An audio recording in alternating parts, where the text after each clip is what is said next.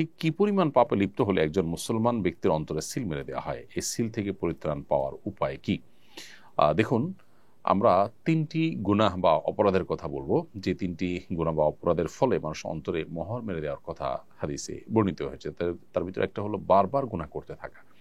একই অপরাধ যদি বেপরোয়াভাবে মানুষ বারবার করতে থাকে, তখন তার অন্তরে আসলে মোহর মেরে দেওয়া হয়, বা অন্তরে সত্য অসত্য নিরূপণ করার শক্তি হারিয়ে ফেলে। মোহর মারা বলতে, সিল মারা বলতে আপনার কোনো একটা স্বচ্ছ আয়না, সেটা দিয়ে মানুষ ভালো মন্দ দেখে, চেহারা ত্রুটি বিচ্যুতি দেখতে পায়, কিন্তু যখন সে আয়নাটাতে ময়লা পড়ে ভরে যায়, তখন সেটা দিয়ে আর সত্য অসত্য, ভালো মন্দ, সুন্দর অসুন্দর এটা দেখা যায় না। তো মানুষের অন্তরে যখন মোহর মেরে দেওয়া হয়, তখন সে অন্তর দিয়ে ভালো মন্দ বোঝার ক্ষমতা তার হারিয়ে ফেলে, এবং এটা খুব ডেঞ্জারাস একটা বিষয় যে সে তার তওবা করে জীবনকে পরিবর্তন করার সুযোগ কমই পায়।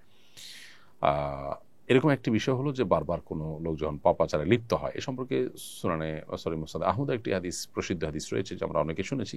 নবী সাল্লাল্লাহু আলাইহি ওয়াসাল্লাম বলেছেন, কোন ইমানদার বান্দা যখন কোনো গুনাহ করে, তখন তার অন্তরে একটা কালো দাগ পড়ে, যখন সে আবার গুনাহ করে আরেকটা দাগ পড়ে, আর যদি গুনাহ করে সে তওবা করে, ওটা মুছে যায়।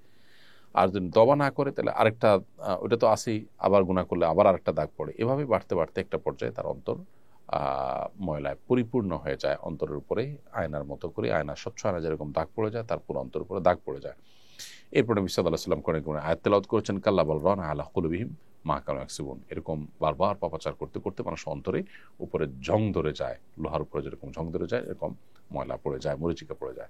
তাহলে এটা একটা বিষয়, যেটা ফলে মানুষ অন্তর মহর মারার মতো একটা পর্যায়ে চলে যায়। আল্লাহ মাফ করুক, একই গুনাহ বারবার করতে করতে। দ্বিতীয়ত, লাগাতার 3 সপ্তাহ বেশি জুমার নামাজ তরক করলে তাদের অন্তরে মোহর মেরে দেওয়া হয়। এ সম্পর্কে সুনান আবু দাউদে হাদিস বর্ণিত হয়েছে। নবী করিম সাল্লাল্লাহু আলাইহি ওয়াসাল্লাম বলেছেন যে, মান তারাকা সালাসা জুমাইন তাহাউনান, যে ব্যক্তি অলসতা বশত 3 জুমা পরিহার করলো, ত্যাগ করলো, পড়লো না, তবে আল্লাহ আলা কলবি, তার অন্তরে আল্লাহ তাআলা মোহর মেরে দেন। যারা দূর দেশে প্রবাসে আছেন, যত কষ্ট হোক জুমার নামাজ তাদের পড়া উচিত।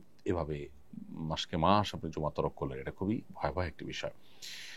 আর সর্বশেষ যেটি, সেটা হলো যে কুফরি কাজ করলে, কারণ আল্লাহ তাআলা কোরআনে কারিমে বলেছেন, বলতবা আল্লাহ আলাইহা বিকুফরিহিম, কুফরির কারণে অনেকের অন্তরকে আল্লাহ তাআলা মোহর মেরে দেন। অতএব আল্লাহর কুফরি হয়, আল্লাহর প্রতি অস্বীকৃতি হয়, অস্বীকার করা হয় আল্লাহর কোনো বিষয়কে, সেরকম গুনাহ থেকে আমরা বেঁচে থাকার চেষ্টা করবো। আল্লাহ তাআলা আমাদের অন্তরগুলোকে সবসময় হক এবং সত্যকে গ্রহণ করার জন্য উপযোগিতা দান করুন।